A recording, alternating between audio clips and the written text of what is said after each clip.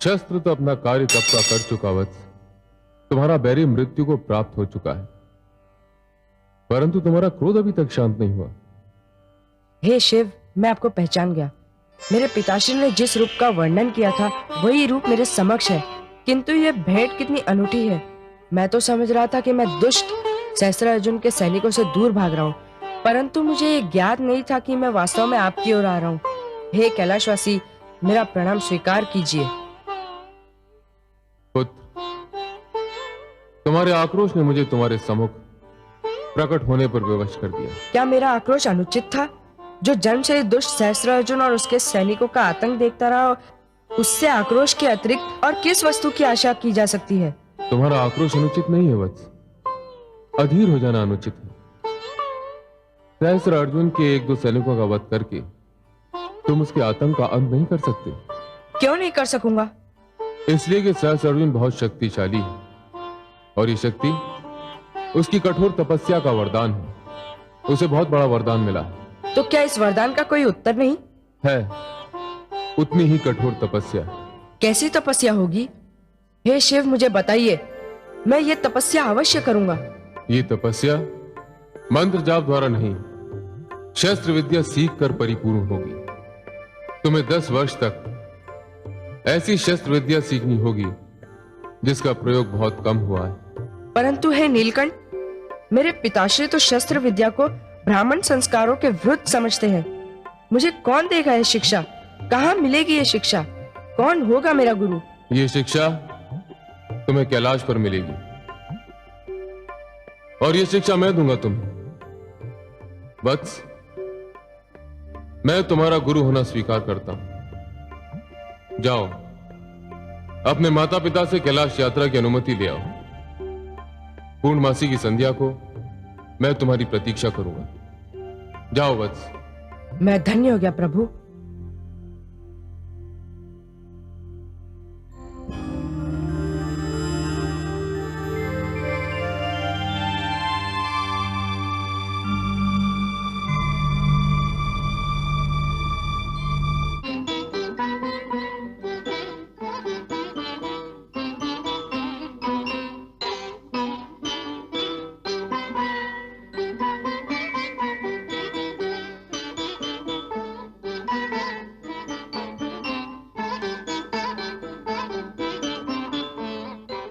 इस अचानक निमंत्रण का कारण समझ में नहीं आया।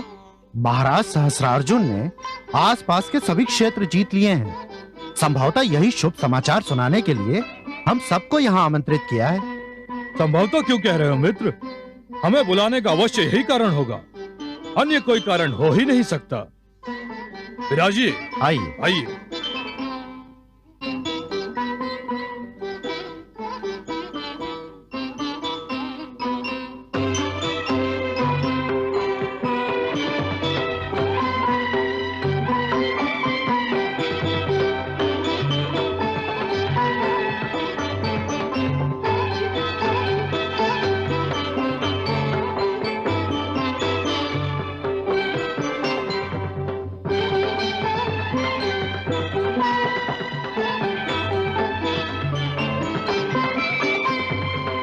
स्वागत है मित्रों। हम आपके स्वागत के लिए पलके बिछाए बैठे थे। हम आपको एक शुभ समाचार देना चाहते थे। हम वो शुभ समाचार सुन चुके हैं महाराज। हम तो स्वयं आपको बधाई देने के लिए आना चाहते थे महाराज। महाराज, आपकी शक्ति के समक्ष समस्त शत्रुओं के सिर झुक चुके हैं। इसका एक कारण है मित्रों। वो कारण तो दिखाई नहीं देता, परंतु भगवान दत्तात्रेय की अनुकंपा से हमारे शस्त्र हाथ हैं। इसी कारण हमें सहस्त्रार्जुन कहा जाता है। हमारे हाथों में सहस्त्र हाथों का बल है। दिखाई दें अथवा दिखाई ना दें, हम सब ये जानते हैं कि यदि महाराज सहस्त्रार्जुन कह रहे हैं तो सर्वथा सत्य होगा। ये सत्य नहीं होता तो हमारे क्षेत्रों में फैले हुए आश्रमों की महिमा कैसे समाप्त होती? ऋषियों का बल और साहस कैसे टूटता? और 25 शक्तिशाली क्षेत्र आपके चरणों में शीश कैसे नवाते, उनके राज्य आपके राज्य का अंश कैसे बनते। और अब तो ऐसा कोई बचा भी नहीं है जो आपके समक्ष अपना सिर उठा सके। यही तो तुमसे चूक होगी मित्र।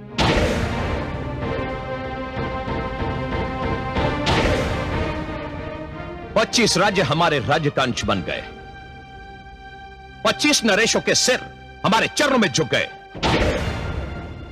परंतु 25 राज्य हमारे राज्य का अभी तक अंश नहीं बने। 25 नरेशों के सिर अभी तक हमारे चरणों में नहीं झुके।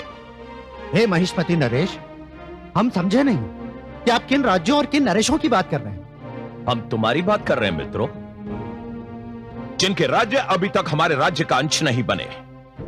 हम तुम्हारी बात कर रहे हैं मित्रों, जो हमारे समक्ष अभी तक सिर उठाए खड़े हैं। किंतु हम तो आपके मित्र हैं महाराज। शक्ति के प्रदर्शन में हम मित्र और शत्रु को एक ही आंख से देखते हैं। हम अधीन राज्य और झुके हुए सिर देखना चाहते हैं। वो सिर चाहे हमारे मित्रों के हों। तो आप चाहते क्या है महाराज?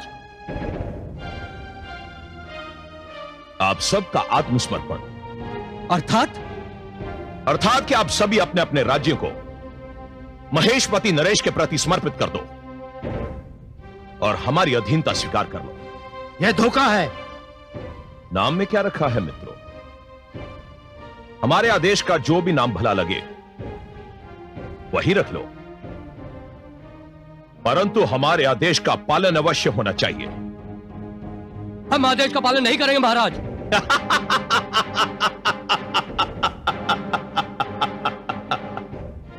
तो फिर क्या करोगे मित्रों? विद्रोह करेंगे हम, विद्रोह करेंगे। सेनापति, बंदी बना लो इन धूर्तों को। करेंगे, विद्रोह करेंगे। सैनिकों, बंदी बना लो सबको। विद्रोह करेंगे, विद्रोह करेंगे हम, विद्रोह करेंगे।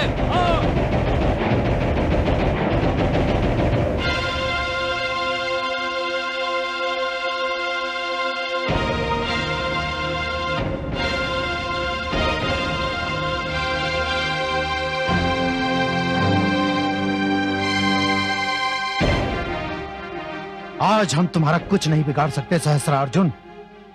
बना लो हमें बंदी।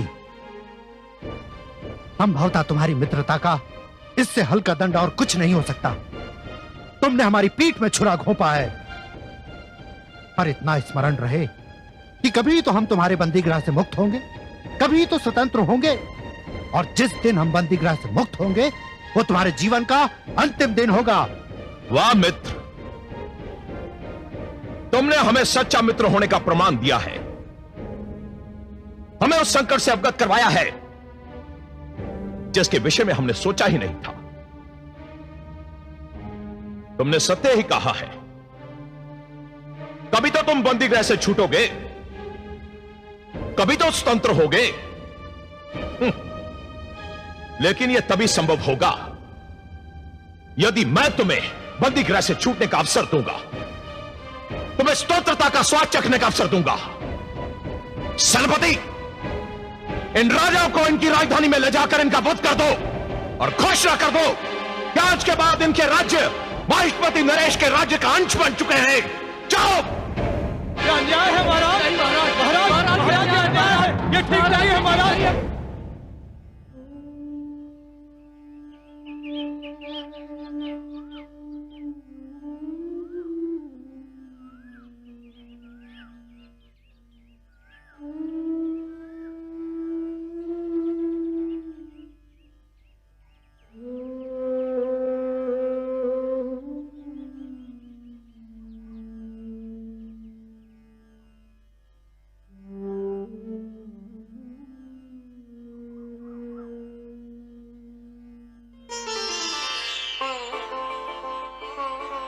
प्रणाम माते। आयुष्मान भव। तुम्हें देखने को मेरे नयन तरस गए हैं पुत्र। कई कई दिन बीत जाते हैं तुम्हें देखे बिना। तुम क्या जानो माँ की ममता क्या होती है पुत्र। जानता हूँ माते, जानता हूँ मैं। माते, मैं आपकी ममता का ऋण नहीं चुका पा रहा हूँ। आपको वो सुख नहीं दे पा रहा हूँ जो कि एक पुत्र का धर्म है, पर क्या करूं, मैं विवश हूँ। विवश हो? किससे? किसने विवश किया तुम्हें पुत्र? मेरे संकल्प ने, मेरे निश्चय ने, मेरे निर्णय ने। और आज भी मैं आपको कोई सुखद समाचार देने नहीं आया हूं। मैं आपसे दूर जा रहा हूं 10 वर्ष के लिए। जा रहे हो? 10 वर्ष के लिए? तुम कहाँ जा रहे हो पुत्र? मैंने शिवशंकर के पास कैलाश पर्वत पर जाने का निर्णय किया है। मैं उनके साथ 10 वर्ष तक रहकर उनसे शस्त्र विद्या सीखूंगा। आपकी अनुमति लेने आया हूं। जब निर्णय ले ही लिया है तो अनुमति की कोई आवश्यकता तो रह ही नहीं जाती पुत्र। अपने जीवन के विषय में निर्णय लेने की अनुमति तो तुमने मुझसे मांगी नहीं। अब जाने के लिए अनुमति मांगकर औपचारिकता क्यों निभा रहे हो? ऐसा मत कहिए माते। आप तो भली भांति जानती है कि परिस्थितियों ने मुझे इस निर्णय पर विवश कर दिया है।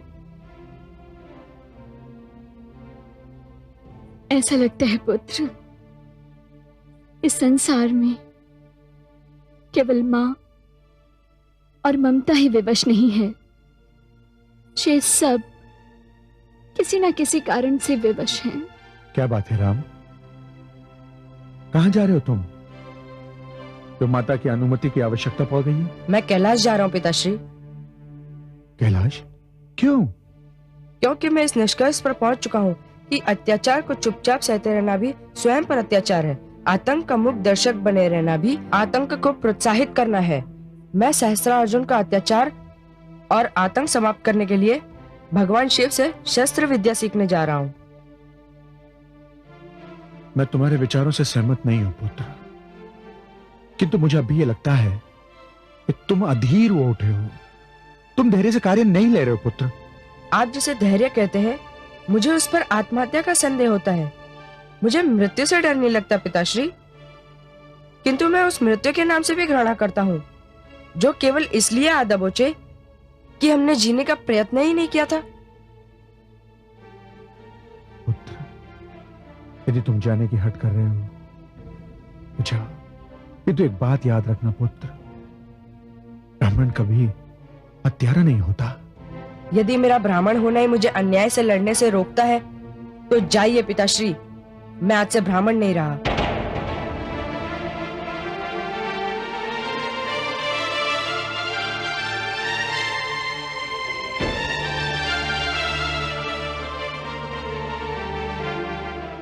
विजय भव पुत्र, विजय भव। ये आपने अच्छा नहीं किया स्वामी। मैं राजनीति में नारियों का हस्तक्षेप सहन नहीं करता। ये राजनीति की नहीं, आचरण की बात है। जिन मित्रों ने आपके हर बुरे भले में आपका साथ निभाया, उनके साथ ये व्यवहार सर्वथा अनुचित और असभ्यतापूर्ण है।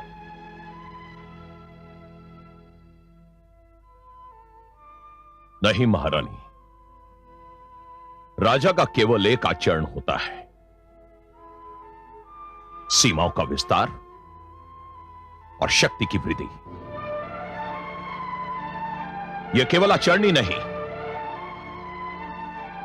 राजा का धर्म भी होता है, और मैं केवल अपना धर्म ही निभा रहा हूं।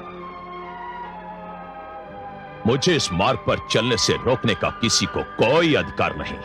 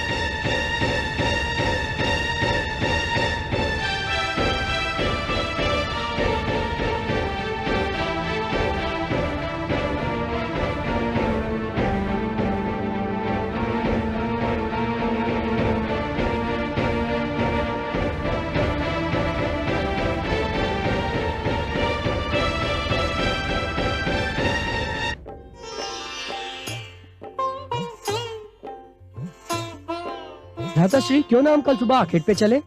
इसके लिए हमें आज्ञा लेनी पड़ेगी। अरे हम महाराज सहस्त्र अर्जुन के पुत्र हैं, हमें किसी की आज्ञा की क्या आवश्यकता? अरे उन्हीं की आज्ञा की आवश्यकता है हमें।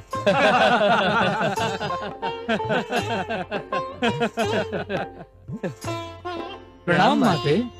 आयुष्मान भव। क्या बात है माते, आप बहुत अधीर दिखाई दे रही हैं। अधीर नहीं, भयभीत कहो पुत्र। भयभीत?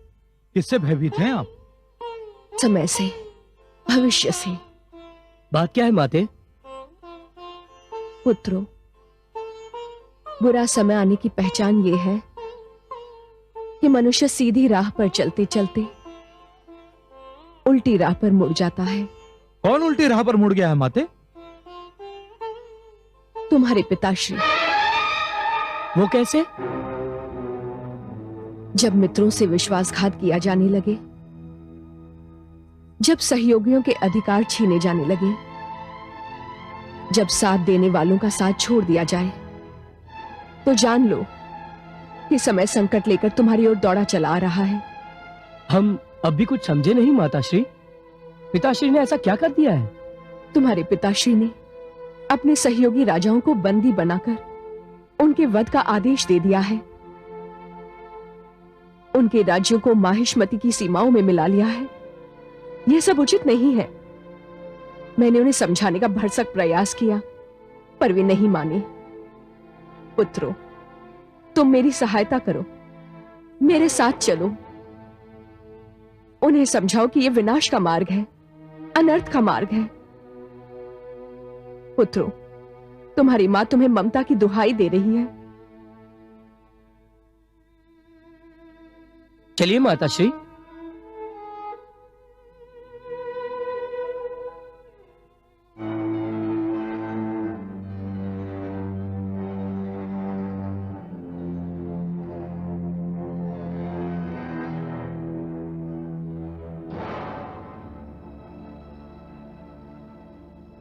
प्रणाम पिताश्री। पिताश्री, हमें आप पर गर्व है।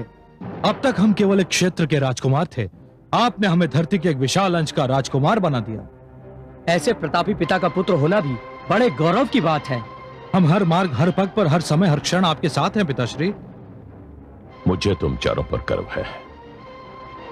सम्राट सहस्त्र अर्जुन की जय।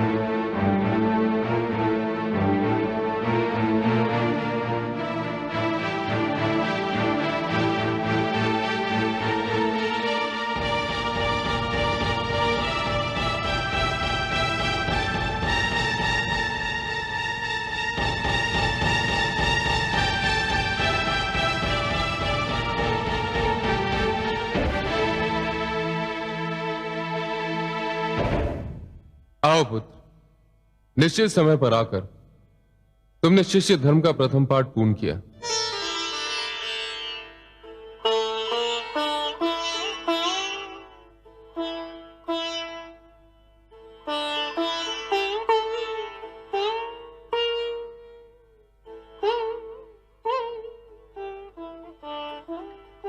यशस्वी भव। चिरंजीवी भव। महादेवी, ये जमदग्नि पुत्र राम है, और राम ये आचार्य महादेव। माता का परिचय देने की आवश्यकता नहीं है। जिनसे संसार की सारी माताओं को मातृत्व का दान मिलता है, ये वो जगदम्बा है। महादेवी, देखा आपने किस प्रकार हमारा शिष्य हमारे कैलाश को रंगोली से सजाता आया है।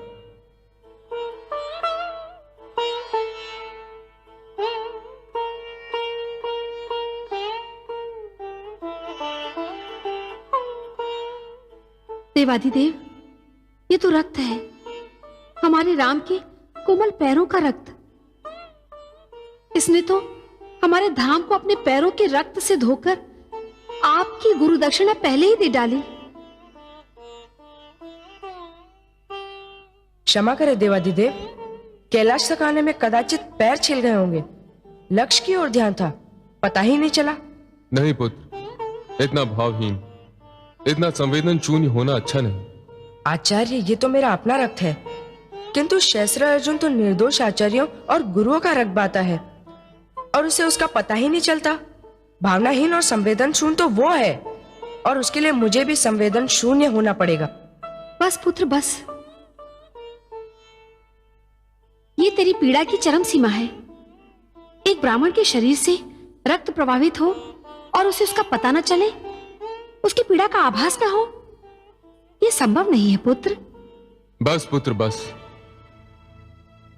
तू शिव के धाम आया है, तूने शिव को अपना आचार्य कहा है। मैं तुझे वचन देता हूं कि मैं तुझे अपनी संहारक शक्ति का एक पूर्ण अंश दूंगा। मैं तुझे पशुपतास्त्र की शिक्षा दूंगा। मैं तुझे संसार का सर्वश्रेष्ठ धनुर्विद्या का आचार्य बनाऊंगा। बस पुत्र, तू अपनी साधना में लीन हो जा, और जिस प्रकार तुझे अपने पैरों से रिसते हुए रक्त का पता नहीं चला, उसी प्रकार तुझे इस कठिन शिक्षा की कठिनाई का भी पता नहीं चलना चाहिए।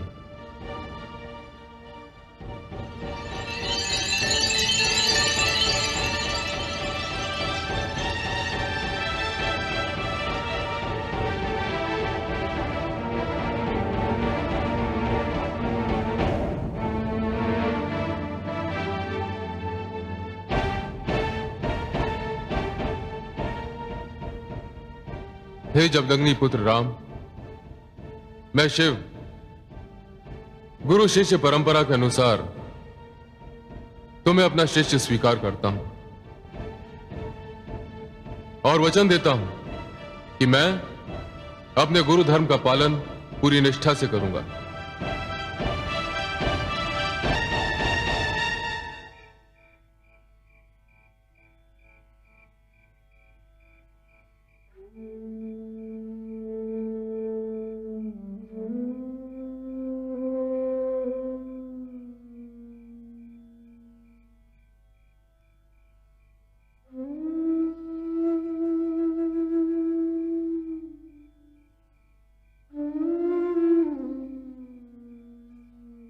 रेणुका,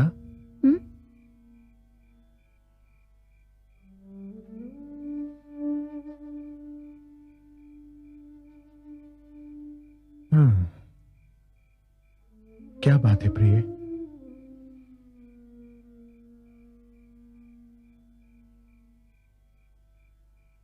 जिस पूर्णमासी के चंद्रमा को देखकर सारा संसार प्रसन्न होता है, आज उसी चंद्रमा को देखकर आपके मुख पर इतनी उदासी क्यों है?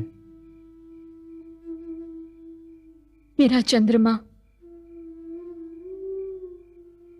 मेरा पुत्र तो मुझसे दूर चला गया है स्वामी। वो कैलाश पहुंच गया होगा।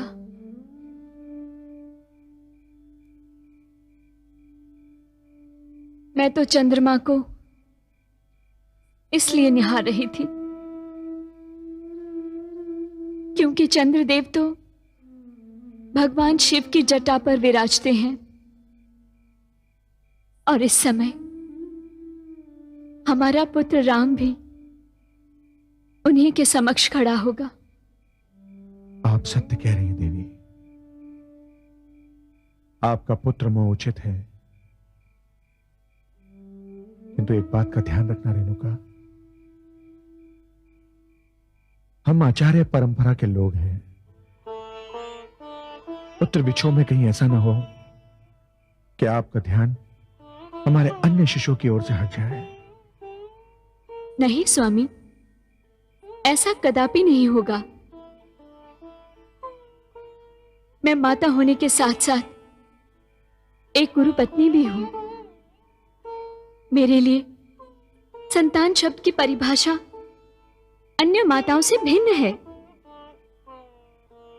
मेरे लिए मेरे शिष्य मेरी संतान से अधिक महत्वपूर्ण है स्वामी। तुम धन्य हो।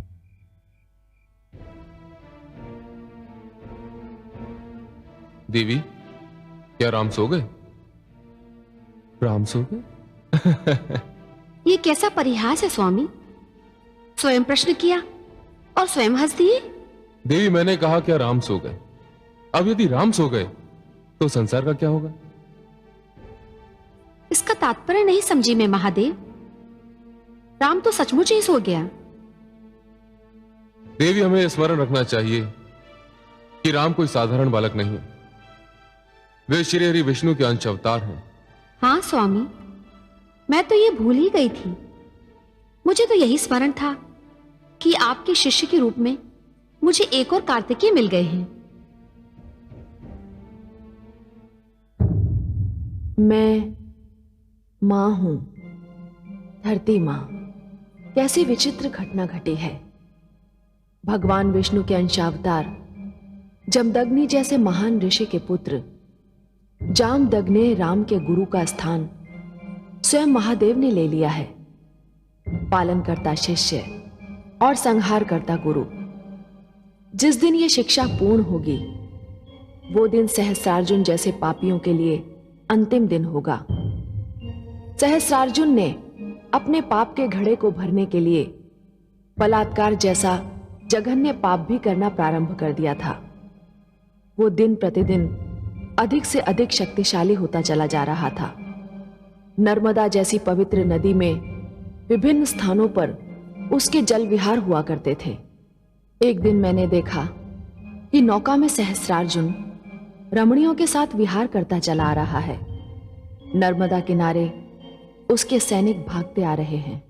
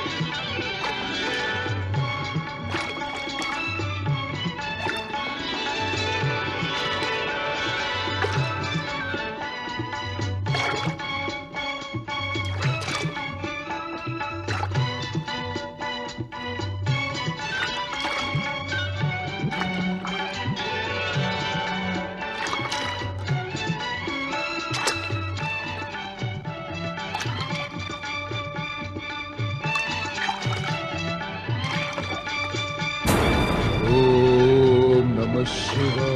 ओम नमः शिवाय। ओम नमः शिवाय।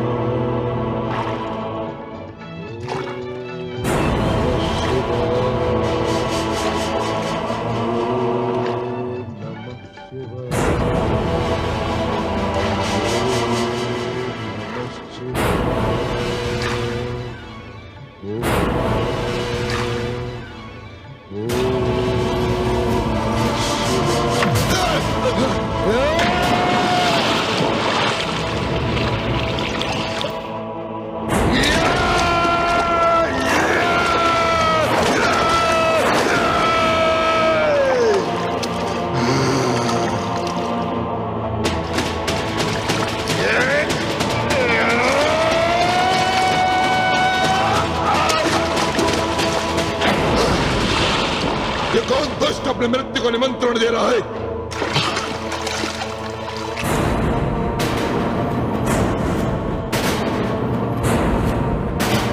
यह किसने काल की कलाई थामने की धृष्टता की है? वो तू है वो अंधा जिसने लंकापति रावण के साथ ऐसा दुर्व्यवहार करने की चेष्टा की है।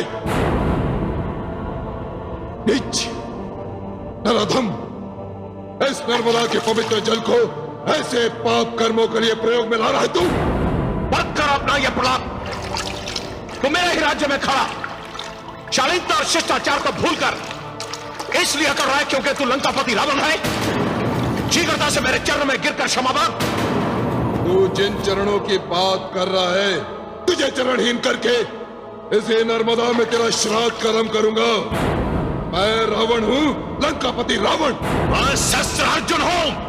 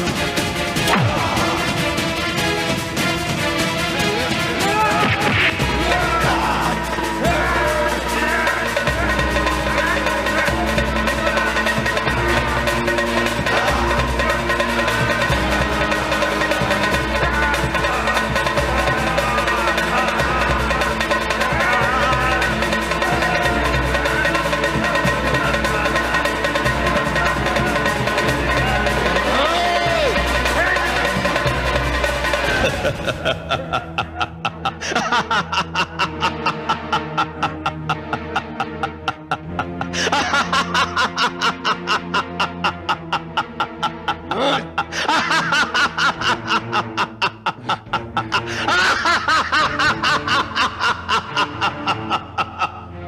बना लो इसे और इसे हमारे समक्ष दरबार में प्रस्तुत करो।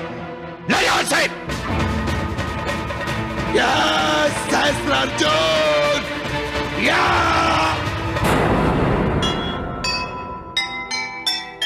नैया अत्याचार की कभी न होगी पार। केवट चाहे जो करे डूबेगी मंझधार। देखना अत्याचार कर निर्दोषों के साथ। रोएगा तू एक दिन सिर पर रख कर हाथ, सिर पर रख कर हाथ।